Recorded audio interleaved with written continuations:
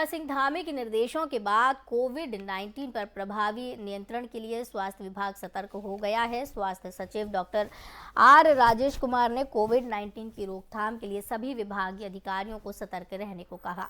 स्वास्थ्य सचिव doctor R Rajesh Kumar के मुताबिक केंद्रीय स्वास्थ्य सचिव से प्राप्त हुए निर्देश के क्रम में उत्तराखंड में कोरोना की रोकथाम के लिए हर संभव प्रयास किए जाएंगे। वैक्सीनेशन को बढ़ाए जाने पर ज्यादा फोकस किया जाएगा। यही नहीं बल्कि मौजूदा समय में भी जो कोरोना पॉजिटिव के मामले सामने आ रहे हैं उन सभी केस को अल्मोड़ा, हल्द्वानी, श्रीनगर और देहरादून के मेडिकल कॉलेज की लैब में जीनोम सीक्वेंसिंग के लिए भेजे जाएंगे। जबकि वैक्सीनेशन बूस्टर डोज लगवाने के लिए बड़े पैमाने पर अभियान चलाने की रणनीति तैयार की गई है। साथ ही उन्होंने कहा कि जून 2022 में केंद्र सरकार ने जो एसओपी जारी की थी उसी को रिट्रीट कर सभी जिलों के जिलाधिकारियों और मुख्य चिकित्सा अधिकारियों को भेजा गया है ताकि कोविड-19 पर प्रभावी नियंत्रण बनाया जा सके। देखिए, इसमें भारत सरकार के स्वास्थ्य सचिव महोदय से एक जनरल इंस्ट्रक्शंस हमारे पास आए हैं। उसमें दो चीज़ों पे स्ट्रेस किया गया है। एक तो सर्वेलेंस को स्ट्रेंथन करने की बात कही गई है और वैक्सीनेशन को बढ़ाने की बात कही गई है। तो अभी फ़िलहाल सर्वेलेंस को स्ट्रेंथन करने के लिए जितने भी जो कोविड पॉजिटिव जो सैंपल्स आ रहे हैं उन सबको हम जीनोम सीक्वेंसिंग के लिए हमारे जो अभी 4 हमारे लैब्स हैं 4 मेडिकल कॉलेजेस में अल्मोड़ा, श्रीनगर, हल्द्वानी और दून मेडिकल कॉलेज, वहाँ पे हम लोग अपने सैंपल्स भेजेंगे। देखिए, इसमें उत्तराखंड विधानसभा के बर्खास्त कर्मचारियों की अनिश्चितकालीन धरने का आज 5वां दिन है। सुबह 10:30 बजे विधानसभा भवन के बाहर कार्मिक अपने परिजनों के साथ धरने पर पहुंचे। पूर्व कैबिनेट मंत्री प्रसाद नैथानी ने बर्खास्त कर्मचारियों के अनशन को अपना समर्थन दिया। मंत्री प्रसाद नैथानी ने सरकार से सकारात्मक कदम उठाने की मांग की है। बैकडोर भर्ती मामले में 228 कर्मचारियों को बर्खास्त किया गया। कर्मचारियों को सुप्रीम कोर्ट से भी कोई राहत नहीं मिली। सरकार से मानवीय आधार पर कर्मचारी के पक्ष में निर्णय लेने की अपील की गई है।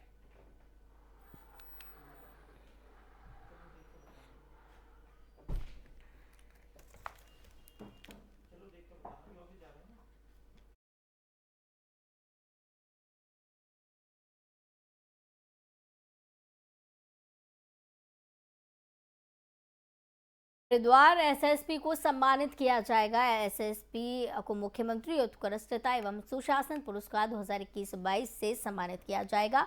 उत्तराखंड सरकार द्वारा सुशासन के क्षेत्र में उत्कृष्ट कार्य करने पर व्यक्तिगत श्रेणी में मुख्यमंत्री उत्कृष्टता एवं सुशासन पुरस्कार 2021-22 हेतु अजय सिंह को चुना गया है। वर्तमान एसएसपी हरिद्वार अजय सिंह हरिद्वार का कार्यभार ग्रहण करने से पहले एसएसपी एसटीएफ के महत्वपूर्ण पद पर रहे, जहां इनके द्वारा अपने 22 महीने के कार्यकाल में रात दिन एक करके मेहनत, लगन व सूझबूझ से एक से बढ़कर एक शानदार खुलासे किए और सफलता के नए पायदान को छुआ है। एसएसपी हरिद्वार अजय सिंह द्वारा जहां एक और संगठित अपराध पर कड़ा प्रहार करते हुए उत्तर प्रदेश और उत्तराखंड के खतरनाक अपराधियों के नेक्सस को तोड़ते हुए उन्हें जेल भेजा।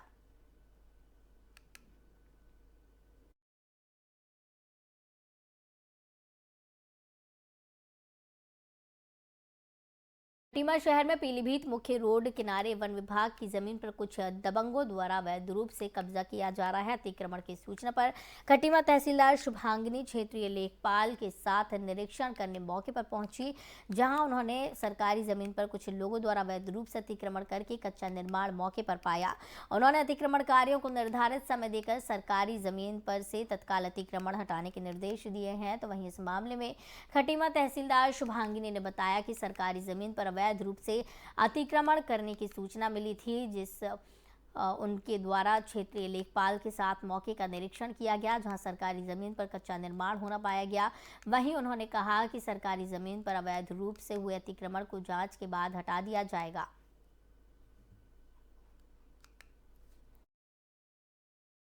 हमें एक शिकायत यहाँ पे उसके माध्यम से प्राप्त हुई थी कि यहाँ पर सरकारी जमीन में कब्जा किया जा रहा है। तो आज क्षेत्रीय लेखपाल के साथ मैं मौका देखने के लिए आई हूँ। यहाँ पर कुछ लोगों द्वारा कच्चा निर्माण किया गया है और साथ ही ये भी हमें यहाँ पर अवगत कराया गया है कि सरकारी विभाग के कर्मचारी हैं, उनकी अभी जाँच की जा रही है और बहुत जल्द अतिक्रमण यहाँ से हटा दिया जाएगा।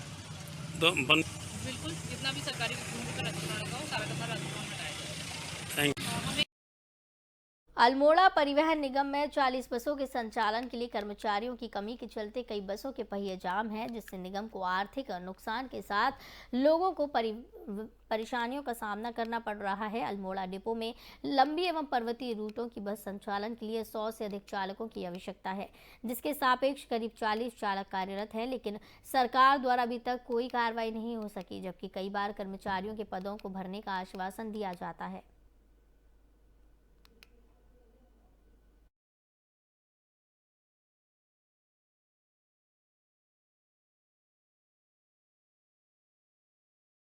हरिद्वार के सिडकुल स्थित कंपनी बिग सेलो द्वारा बिना किसी कारण के 600 से ज्यादा वर्करों को कंपनी से बाहर कर दिया गया, जिसके बाद 1 महीने से इंसाफ पाने को कर्मचारी दर दर भटक रहे हैं। पीड़ित वर्करों ने अपनी मांगे पूरी करने को लेकर आज कलेक्ट्रेट भवन पर धरना प्रदर्शन किया।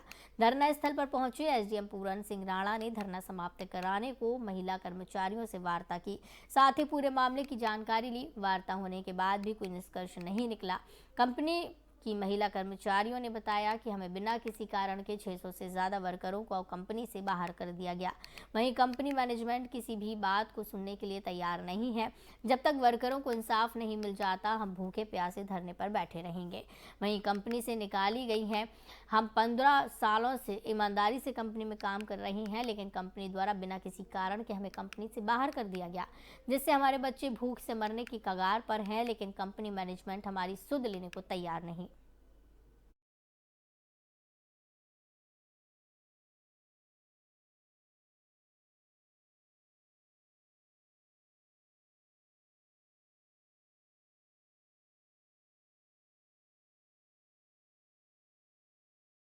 गढ़वाल नगर पालिका श्रीनगर के कर्मचारी द्वारा कोतवाली श्रीनगर में नगर पालिका परिषद की सफाई के दौरान कूड़ा उठाने वाली रेहड़ी को चुराए जाने की रिपोर्ट दर्ज की गई थी। रिपोर्ट दर्ज होने के बाद पुलिस ने 24 घंटे के अंदर रेहड़ी समेत चोरों को गिरफ्तार किया है। घटना के 24 घंटे के भीतर थाना पुलिस द्वारा खुलासा करने पर पुलिस टीम को एसएसपी पौड़ी के द्वारा 2500 रुपए के इनाम की घोषणा की गई है। दरअसल पूरा मामला श्रीकोट सुलभ शौचालय के पास का है। यहाँ से कुछ चोरों ने सफाई की रेहड़ी पर चोर ने हाथ साफ कर लिया, जिसके बाद चोरी करने के संबंध में कोतवाली पर तहरीर दी गई थी। इसके आधार पर मुकदमा दर्ज किया गया। मुकदमे की विवेचना एसआई अजय कुमार को दी गई। पुलिस ने कार्रवाई करते हुए देर रात गश्त के दौरान शनि मंदिर चौरास पुल जाने वाले रास्ते के पास से चोरी की रेहड़ी के साथ 2 लोगों को गिरफ्तार किया। सीओ श्रीनगर श्याम दत्त नोटियाल ने बताया कि पूछताछ में पता चला है कि दोनों नशे के आदी हैं और अपने नशे की पूर्ति के लिए ऐसी चोरी करते हैं। दोनों ने नगरपालिका की रेहड़ी को चोरी करने की योजना विगत 2 दिन पूर्व शराब के ठेके के पास शराब लेते समय बनाई थी और दोनों अभियुक्त गण ने योजना बनाकर रात को श्रीकोट में सुलभ शौचालय के सामने से रेहड़ी को चोरी किया था। देर रात पुलिस टीम की मुस्तैदी से चोरों को पकड़ा गया तथा चोरों ने बताया कि दोनों नगरपालिका की इस रेहड़ी को चौरास पुल के रास्ते चौरास क्षेत्र के कबाड़ी को बेचने जा रहे थे। वहीं 24 घंटे के भीतर थाना पुलिस द्वारा खुलासा करने पर पुलिस टीम को एसएसपी पौड़ी श्वेता चौबे के द्वारा 2500 रुपए के इनाम की घोषणा की गई।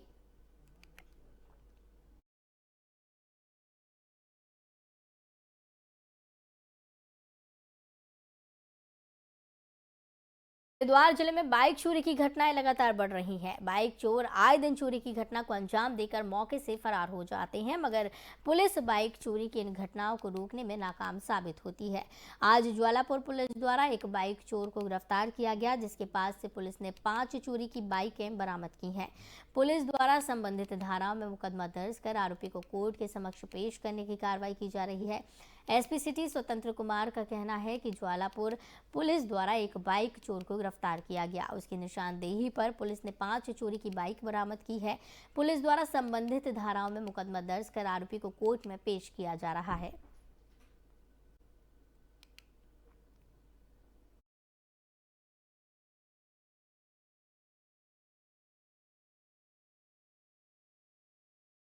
जिले की पुलिस ने 25 किलो अवैध गांजे के साथ 6 अभियुक्तों को गिरफ्तार किया। इनमें 2 अभियुक्तों को धमाकोट पुलिस ने 8 किलो गांजे के साथ गिरफ्तार किया, जबकि थली सैंड पुलिस ने 17 किलो गांजे के साथ 4 अभियुक्तों को गिरफ्तार किया है, जिनमें एक महिला शामिल है। सभी 6 अभियुक्तों के विरुद्ध एनडीपीएस एक्ट की धाराओं में मुकदमा दर्ज कर लिया गया है। दरअसल पौड़ी जिले की पुलिस इन दिनों अवैध नशे का कारोबार कर रहे अभियुक्तों की धरपकड़ में जुटी है। ऐसे में पुलिस ने चेकिंग अभियान के दौरान 6 अभियुक्तों से 25 किलो गांजा बरामद किया और सभी 6 अभियुक्तों को गिरफ्तार कर लिया। एडिशनल एसपी शेखर सुयाल ने बताया कि देवभूमि को ड्रग्स फ्री बनाने के लिए लगातार ही पुलिस अभियान चला रही है। ऐसे में उन तमाम गिरोह में नजर रखी जा रही है जो अवैध नशे का कारोबार कर रहे हैं। नशे को लेकर के केवल जिला या थाना ही नहीं बल्कि स्टेट लेवल में एक विशेष पहल चल रही है कि पूरे उत्तराखंड को नशा मुक्त किया जाए, क्योंकि as a enforcement agency police उसमें बहुत महत्वपूर्ण भूमिका निभाती है। तो पिछले 1.5-2 महीनों में आप देखेंगे कि हर थाना लेवल पे उसमें आगे बढ़ के काम हुआ है। पहले हम थोड़ा क्वांटिटी को ज़्यादा फोकस करते थे, लेकिन अब ये है कि किसी भी क्वांटिटी को हम की तह तक जा करके उनके खिलाफ लीगल कार्रवाई करें। नशे को लेकर के केवल जिला या थाना ही नहीं बल्कि स्टेट लेवल में एक विशेष पहल चल रही है कि पूरे उत्तराखंड को नशा मुक्त किया जाए, क्योंकि as a enforcement agency police उसमें बहुत महत्वपूर्ण भूमिका निभाती है। तो पिछले 1.5-2 महीनों में आप देखेंगे कि हर थाना लेवल पे उसमें आगे बढ़ के काम हुआ है। पहले हम थोड़ा क्वांटिटी को ज़्यादा फोकस करते थे, लेकिन अब ये है कि किसी भी क्वांटिटी को हम की तह तक जा करके उनके खिलाफ लीगल कार्रवाई करें। नशे को लेकर के केवल जिला या थाना ही नहीं बल्कि स्टेट लेवल में एक विशेष पहल चल रही है कि पूरे उत्तराखंड को नशा मुक्त किया जाए, क्योंकि as a enforcement agency police उसमें बहुत महत्वपूर्ण भूमिका निभाती है। तो पिछले 1.5-2 महीनों में आप देखेंगे कि हर थाना लेवल पे उसमें आगे बढ़ के काम हुआ है। पहले हम थोड़ा क्वांटिटी को ज़्यादा फोकस करते थे, लेकिन अब ये है कि किसी भी क्वांटिटी को हम की तह तक जा करके उनके खिलाफ लीगल कार्रवाई करें। नशे हरिद्वार दिल्ली हाईवे पर मंगलौर कोतवाली क्षेत्र में एक कार डंपर से टकरा गई। टक्कर इतनी जबरदस्त थी कि कार के परखच्चे उड़ गए।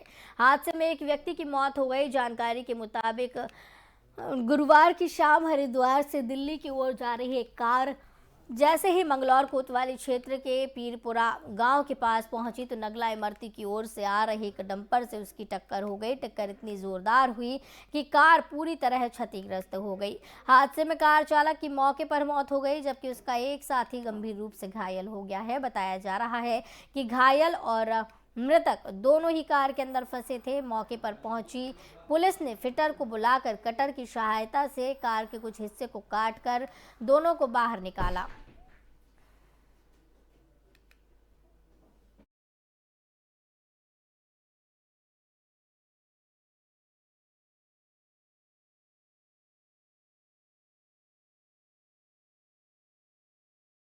उत्तराखंड में आज से 30 दिसंबर तक मौसम को लेकर कोई विशेष एक्टिविटी देखने को नहीं मिलेगी। मौसम विज्ञान केंद्र देहरादून के निदेशक विक्रम सिंह ने बताया कि नवंबर और दिसंबर में कम बारिश और बर्फबारी बागवानी के लिए अच्छा संकेत नहीं है। हालांकि 25, 26 और 27 दिसंबर को मौसम में थोड़ा बदलाव जरूर देखने मिलेगा। उत्तरकाशी, चमोली और पिथौरागढ़ जिलों के ऊंचाई वाले क्षेत्र में हल्की वर्षा और बर्फबारी देखने को मिल सकती है। इसके बाद मौसम साफ हो जाएगा। 30 तारीख के आसपास पश्चिमी विक्षोभ के आसार बन रहे हैं, लेकिन इसका असर जम्मू कश्मीर, हिमाचल में थोड़ा बहुत देखने को मिलेगा, लेकिन उत्तराखंड में इसका कुछ खास असर नहीं मिलेगा। और दिसंबर या में देख रहे हैं कि अभी तक कुछ रेनफॉल एक्टिविटी या स्नोफॉल एक्टिविटी प्रदेश में नहीं मिली उत्तराखंड में, और इसी तरह की जो सिचुएशन है वो करीब नवंबर में भी रही है। तो ये कहीं ना कहीं जो कम रेनफॉल एक्टिविटी है, स्नोफॉल एक्टिविटी, ये कृषि और बागवानी के लिए भी जो है अच्छा नहीं है। इसको आप देखेंगे थोड़ी बदली छाएगी, 26 को भी रहेगी। और छुटपुट लाइट एक्टिविटी रेन या स्नो की जो हाई रीचेज है उत्तरकाशी, चमोली, पिथौरागढ़ डिस्ट्रिक्ट की, उनमें थोड़ी बहुत हल्की या हल्की एक्टिविटी कहीं कहीं पर वो मिल सकती है।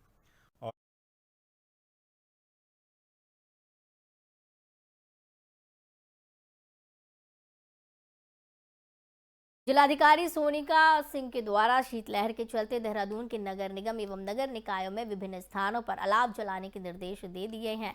जनपद के विभिन्न स्थानों में स्थायी रैन बसेरों के साथ ही अस्थायी रैन बसेरे चिन्हित करने एवं रैन बसेरों में सभी मूलभूत सुविधाएं उपलब्ध कराने के भी निर्देश दिए हैं। जिलाधिकारी के निर्देशों के बाद नगर निगम देहरादून द्वारा शहर के ISBT, निरंजनपुर, मंडी, रेलवे स्टेशन, प्रिंस चौक, टैक्सी स्टैंड, पुराना दिल्ली बस अड्डा, घंटाघर समेत 20 विभिन्न स्थानों पर अलाव जलाए जाएंगे। नगर आयुक्त मनोज गोयल ने बताया कि निगम की ओर से अलाव की पर्याप्त व्यवस्था की गई है। साथ ही शहर के 4 रैन बसेरों में भी गरीब तबके के लोगों को रुकने के लिए इंतजाम किए गए हैं।